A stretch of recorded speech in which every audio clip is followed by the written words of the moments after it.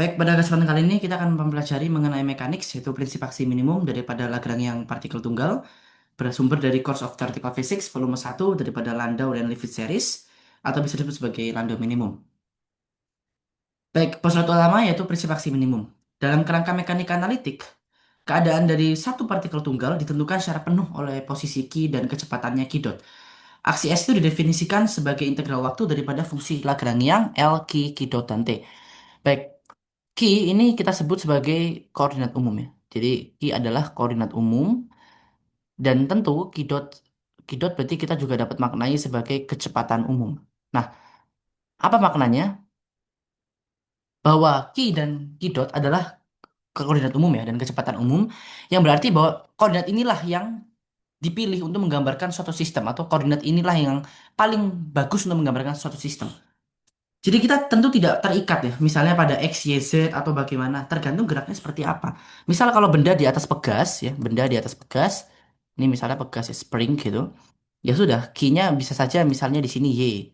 Nah kalau misalnya pendulum seperti ini theta gitu ya, berarti koordinat umumnya adalah theta seperti itu. Nah kemudian kita fokus kepada fungsi Lagrangian Q dot dan T seperti ini. Nah kenapa Q dot dan T seperti ini?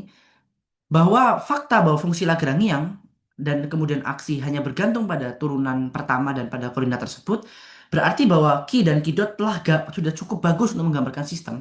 Artinya kombinasi daripada fungsi itu yaitu Ki itu koordinat ditambah dengan turunan pertamanya sudah cukup menggambarkan tanda kutip masa depan sistem. Jadi hanya bergantung pada Ki dan Ki dot saja. Baik, kenapa harus integral? Yaitu aditivitas waktu. Aksi itu bersifat aditif terhadap interval waktu.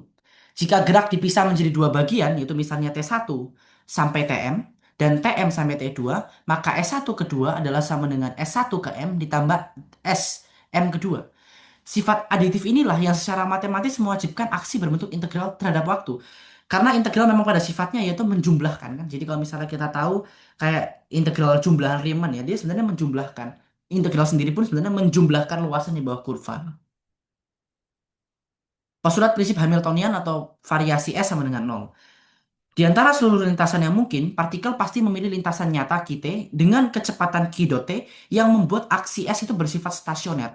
Artinya bahwa aksi S diturunkan terhadap waktu bernilai nol. Tetapi bahwa aksi minimum perlu dipahami lebih mendalam. Bukan berarti itu minimum untuk seluruh lintasan global, tetapi dalam selang waktu yang kecil ya, variasi yang sangat kecil, partikel akan memilih lintasan nyata yang akan meminimalkan aksinya, seperti itu. Yang akan membuat dia lebih minimum gitu. Karena sebenarnya alam semesta itu lazy kan, dia mencari yang energi paling sedikit segala macam supaya ya basically dia lazy, pengen energi yang paling rendah seperti itu. Variasi posisi partikel. Nah, ganti lintasan nyata Kt dengan lintasan variasi di sekitarnya. Itu Kt sama dengan Kt atau lintasan asli ditambah variasi daripada Kt. Syarat batas terfikasi atau fixed endpoint. Posisi awal yaitu A, T1 dan B, T2 terfikasi sehingga variasi posisi di titik ujung wajib nol. Seperti ini. Variasi Kt1 sama dengan nol, variasi Kt2 sama dengan nol. Variasi kecepatan partikel eh, variasi Q dot. Variasi Q dot T sama dengan variasi dq per dt sama dengan ddt variasi Q T. Nah, ini dia gambarnya.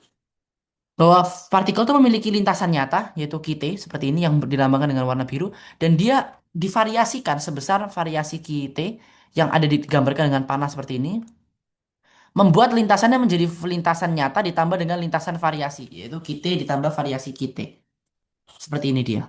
Nah, tapi karena pada ujung-ujungnya itu T1 awal dan T2 akhir, tidak ada variasi sehingga variasi pada T1 sama dengan variasi pada T2 sama dengan nol. Seperti itu. Baik.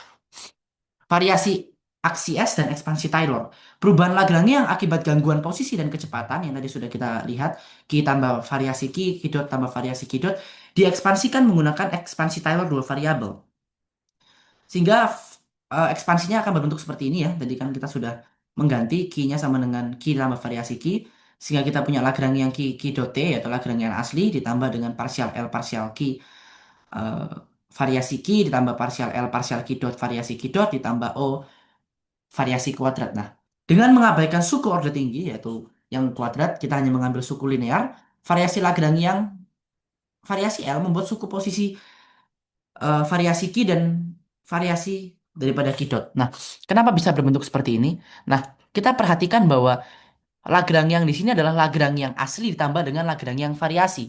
Kalau kita ingin hanya mendapatkan Lagrangian variasi, kita kurangkan suku ini, kita kurangkan dengan Lagrangian aslinya.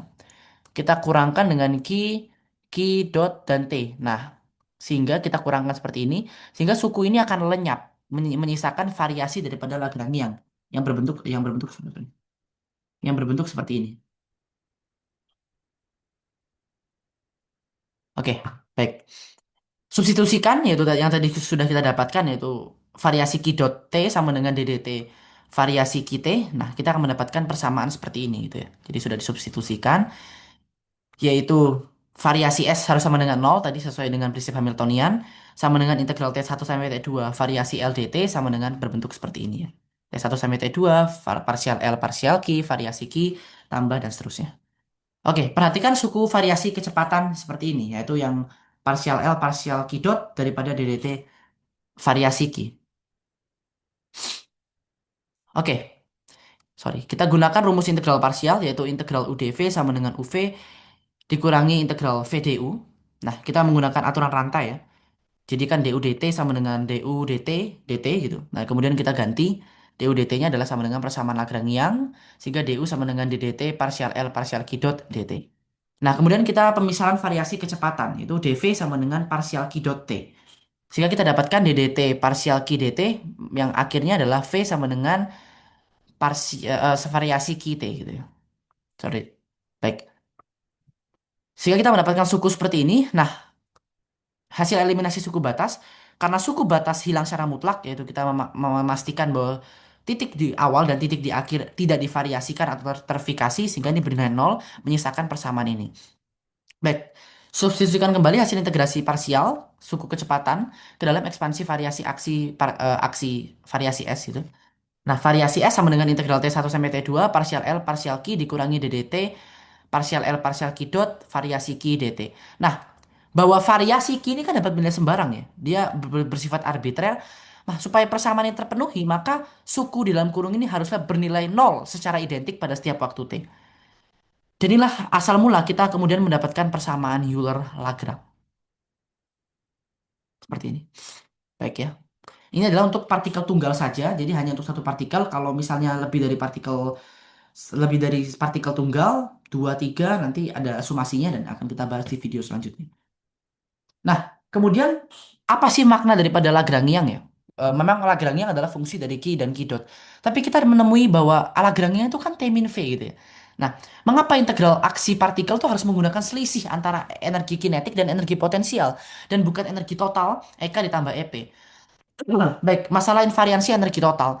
Pada sistem konservatif, energi total yaitu partikel E sama dengan suku kinetik ditambah suku potensial bernilai konstan sepanjang waktu ya, karena kan energi mekanik itu kekal. Jadi dia bersifat kekal itu.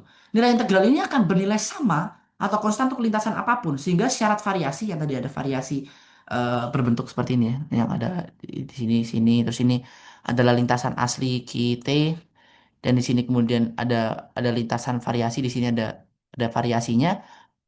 Sehingga syarat variasi partial S tidak memberikan informasi lintasan secara spesifik begitu. Lagrangian yaitu L Q dot sama dengan Eka kurangi EP berubah-ubah di setiap titik lintasannya karena kan Eka min EP kan tidak selalu konstan jadi dia berubah-ubah. Sehingga variasi yaitu variasi dari Eka min EP dt sama dengan nol secara unik menentukan lintasan fisik nyata.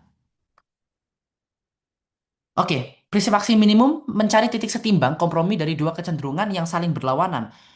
Suku energi kinetik ini akan menghukum atau meniadakan atau meneglek kecepatan kidot yang berlebih yang ngebut-ngebutan agar partikel itu tidak bergerak terlalu cepat tanpa alasan. Kemudian suku energi potensial akan mendorong partikel menuju wilayah posisi Ki dengan energi potensial yang lebih rendah. Kesimpulan fisis lintasan nyata partikel dari titik A ke B adalah lintasan yang memberikan kompromi paling efisien antara optimasi energi kinetik EK dan optimalisasi potensial EP. Baik, penurunan formal. Berangkat dari aksi Maupertuis untuk partikel bermasa M dengan kecepatan V sama dengan Q dot. Sehingga S0 sama dengan M Q dot ds. Konversi integral waktu yaitu ds sama dengan Q dot dt. Nah, kita mengingat lagi ds sama dengan Q dot dt, kita substitusikan sehingga S0 sama dengan integral daripada M Q dot kuadrat dt sama dengan 2T Q dot dt sama dengan T Q dot ditambah T Q dot dt.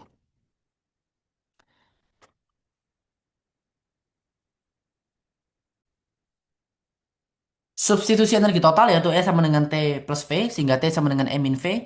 Kita gantikan bahwa T-nya sama dengan E minus V. Integral dt sama dengan integral E dt ditambah T Q dot dikurangi V Q dt. Terapkan aksi stasioner yaitu variasi S0 sama dengan nol sehingga ini akan bernilai nol ya sama dengan nol. Kekekalan energi yaitu partial E sama dengan nol, variasi E sama dengan nol. Suku pertama akan bernilai nol menghasilkan prinsip Hamiltonian dan inilah hasilnya bahwa L Q Q dot sama dengan T Q dikurangi V Q. Nah, pembuktian alternatif ya hukum Newton. Hukum 2 Newton untuk partikel tunggal pada medan konservatif yaitu Fq sama dengan min parsial dV per dq dengan percepatan Q double dot. Seperti ini ya persamaannya. Ya, ini MA sama dengan sebenarnya dia adalah minus gradien potensial gitu ya. Seperti ini, tapi karena untuk satu dimensi ya dia berbentuk seperti ini. Persamaan nilai Lagrange memiliki dari syarat variasi aksi stasioner berbentuk seperti ini. Nah, suku kecepatan ini sama ya. Jadi dl L parsial Q dot sama dengan M Q dot. L memuat suku energi kinetik T Q dot sama dengan setengah M Q dot kuadrat. Suku posisi Q yaitu sama dengan min parsial L parsial Q sama dengan dV per dq. Akhirnya L memuat suku energi potensial min VQ. Nah, ini sudah terbukti juga. Nah, ini adalah daftar pustakanya yaitu daripada Landau Lifshitz, Mekanis volume 1 dan dari catatan anggota kami, Naval Lutfian Hakim, Principle of Least Action for Single Particle System. Pada video selanjutnya tentu akan kita bahas mengenai soal-soal daripada bukunya Landau dan kita akan melanjutkan pembahasan dari buku Landau. Seperti itu.